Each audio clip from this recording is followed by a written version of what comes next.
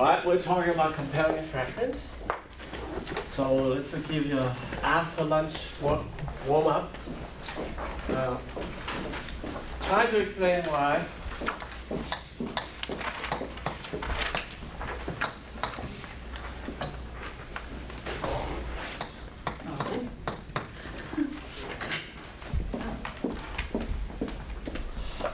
Why is that true?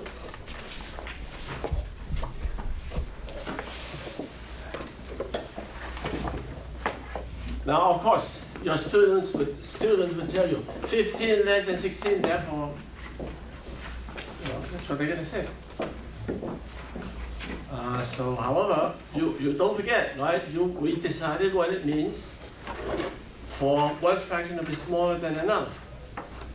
So, on that basis, how do you explain that this is less than that? All right, Marlene wants to try. Well, I would say that our unit, 0 to 1, is divided into 171 equal segments. Yeah. And we're taking first 15 of them. Yeah. And then if we're going to look at the difference between 15 and 16 of them, where does 15 come on the number line? 15 171st or 16 171st, which one comes first? So 15 is to the left of the 15 171st is to the left of 16 171st, and 15 171st must be less than 16 171st. Do you all get it? So let me repeat what Marlene said, right? So I did not do it carefully enough so that it's not, Marlene is not to blame, it's my fault. So I should have emphasized when we say a fraction like this, right? What do we mean by that? Well, that wasn't very precise, but let's do it better.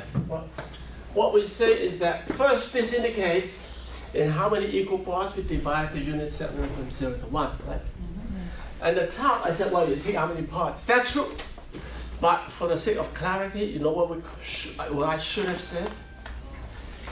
I start to use the first division point next to the 171st. And I go to the right by how many steps? Is that correct? I mean, that's the much more precise way of saying things. So, for example, if I say 156 over there, so what I tell you is I start with this one step, and I go down to the right 156 times. So the progression is clear-cut from left to right. Once we have that, then it's much clearer to say why 156. Why this is less than that? Because to get to this point, I march down to the right 15 steps. You count, right? 2, 3, 4, 6, 15 steps. Right? To go to the 16th step, you have to go to the right one more step. So therefore, this is clearly to the left of this. Therefore, you're right. You agree? Mm-hmm. So now, you see, this is your defense against students coming to you and say that, well, 17 is smaller than 18, so this is smaller than that. Why not? Don't you have students coming to you? Of course. Well, when you're desperate, no, they're not desperate. They're made desperate because nobody has ever said explicitly what this means. So they latch onto anything they can get. And they say, oh, this is less than that, it must be true. We make them desperate. So now you will have a clear-cut meaning. You can calmly explain, this is not going to happen because that's not how you decide which is to the left of which. This only tells you what you divide the unit into 17 equal parts. Mm-hmm. And you divide this into 18 equal parts, so there's some difference there. Mm-hmm. What are we going to do? Right? So let's tackle this. In fact, that's a good segue to what I want to say. Now, you all know that is not true, right? Mm-hmm. You all know that this is that, right? All right, now you try to explain that, why this is true.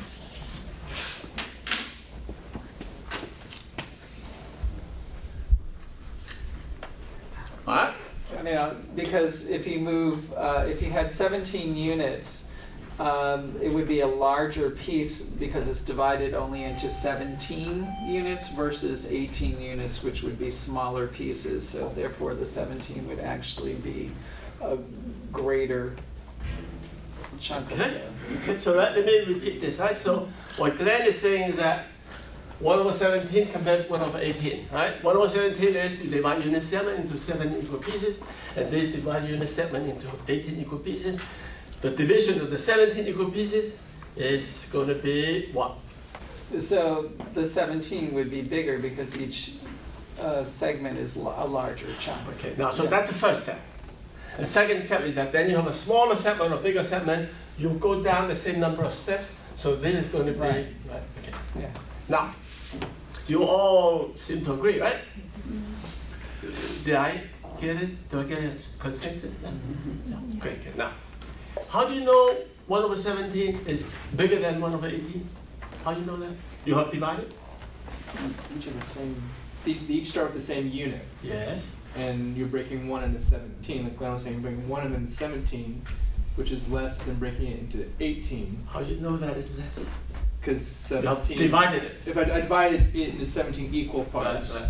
I know that that's going to be bigger. That each equal part is going to be bigger than each of the 18, because the 18 is larger, so that's going to be smaller. Okay, so now, you all believe this, right? You divide into 17 equal parts, that is going to be a bigger chunk than if you divide into 18 equal parts, I right? think Right. we understand that intuitively based on our experience. Well, I'm not even sure that's true. Let me try that on you, right? I'm not sure if we know that as a 10-year-old or 11-year-old, we know that. We have to go back to equivalent fractions. Which is bigger? Which is bigger? The larger the denominator, the smaller the number. Now, nobody's going to tell me I have divided it into that many parts and I know.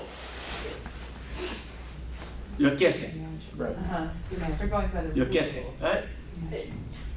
But isn't it taking, it's the same area, taking it and dividing it into different segments, and therefore those, it's still the same area, and if you have 17, that's gonna give you larger 17 pieces or larger parts. Let's not do 17, right? 17 you can probably talk your way around it. I use this. Which is bigger, you think?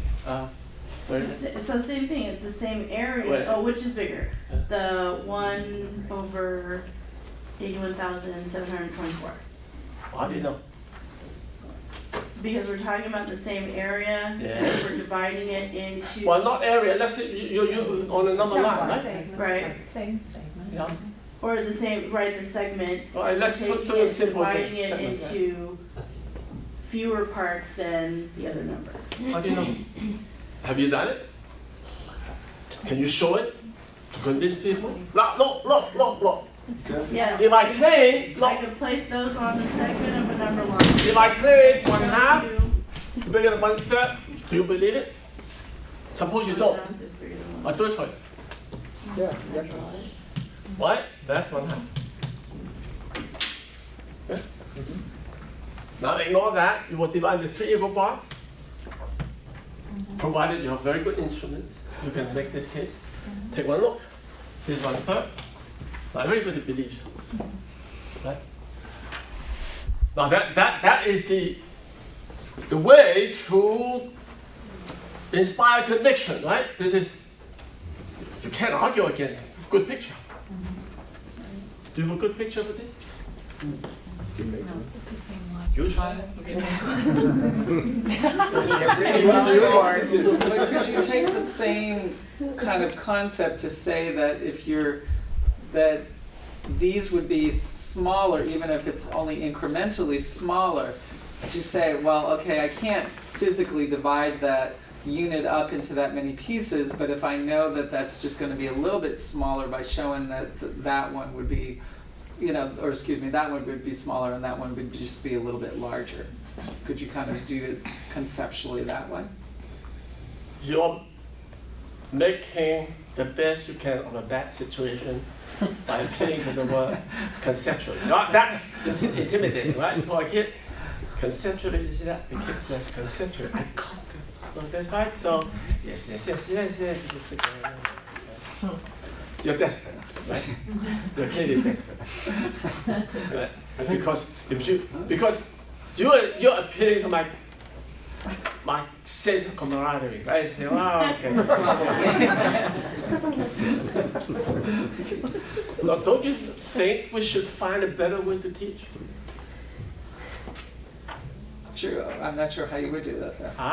That's what we're here for, right? Okay, yeah, Well, I was just going to ask, how many examples do you need before you can come to a generalized? No matter how many examples you have, none of them will carry total conviction because why?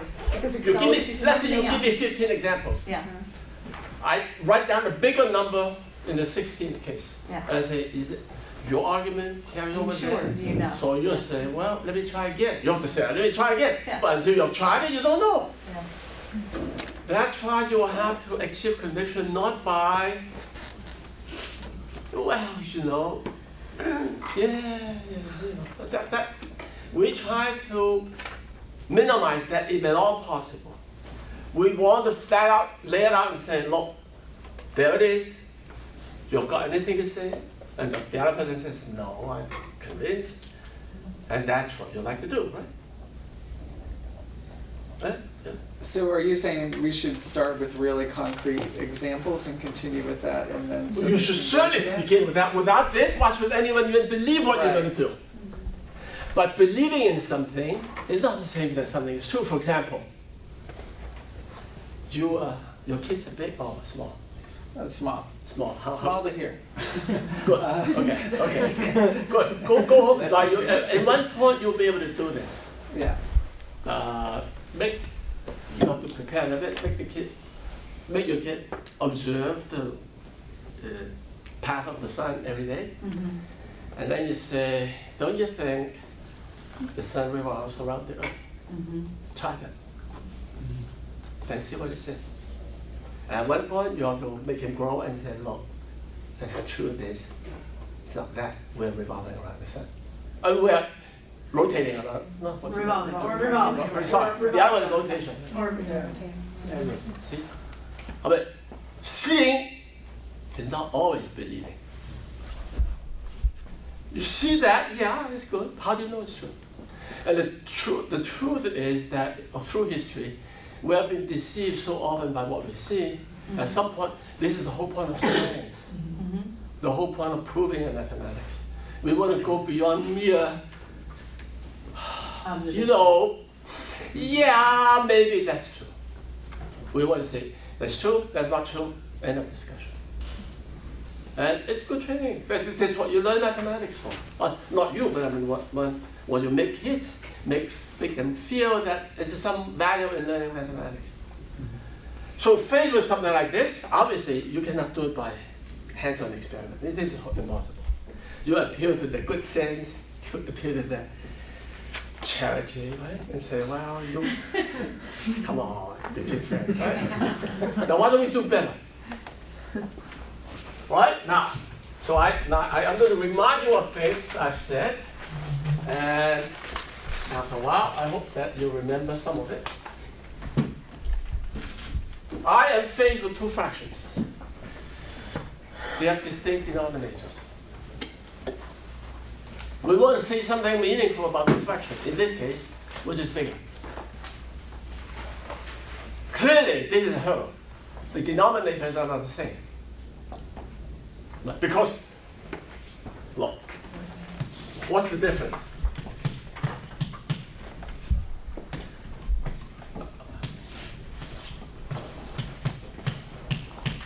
There's totally no ambiguity about which is bigger, is there? Right? Because you're dividing the unit set into exactly the same number of parts. You go from left to right, how many steps? In this case, one step, that's two steps, you go left to right, so this is to the right of this. End of discussion, right?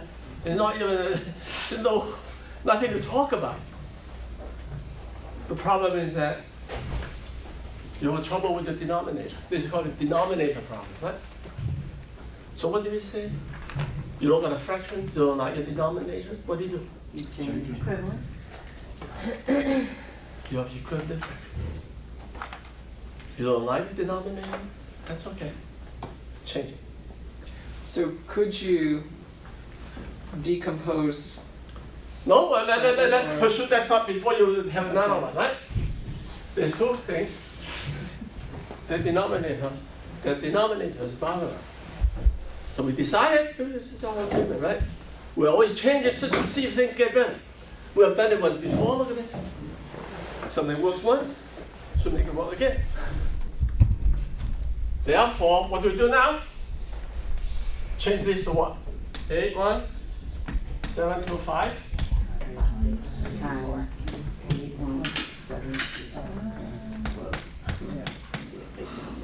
And this is 8, 1, 7, 2, 4 times 8, 1, 7, 2, 5, right?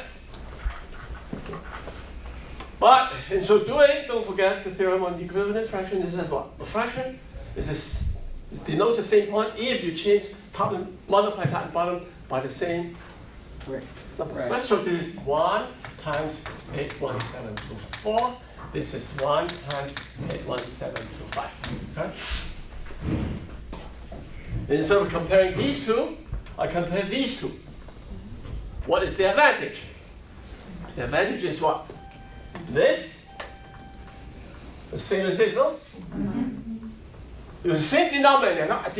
I don't care what it is. Do you care? No. You divide the unit segment into that many equal parts. Now you count. How do you count? When you count, which is to the level of which? That one. It's clear. Yep. This to the level of that. Yep. So therefore this.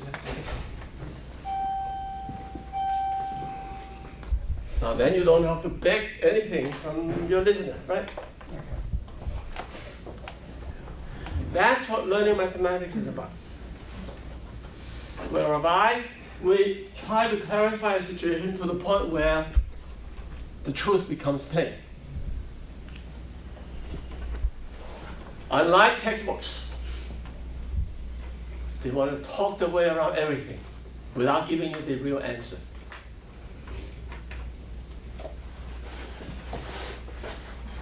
Now, once you understand that, you see, understand that you can see why. Now be careful. Now, so two whole numbers, A and B. If A less than B, right? Watch. 1 over B is always less than 1 over A. If then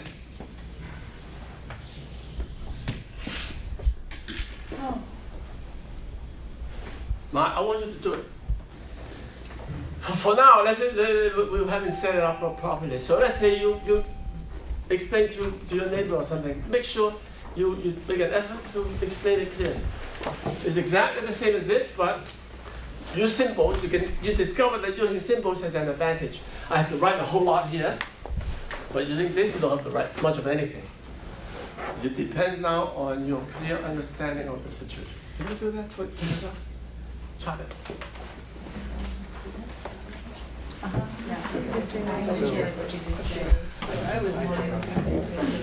Numbers.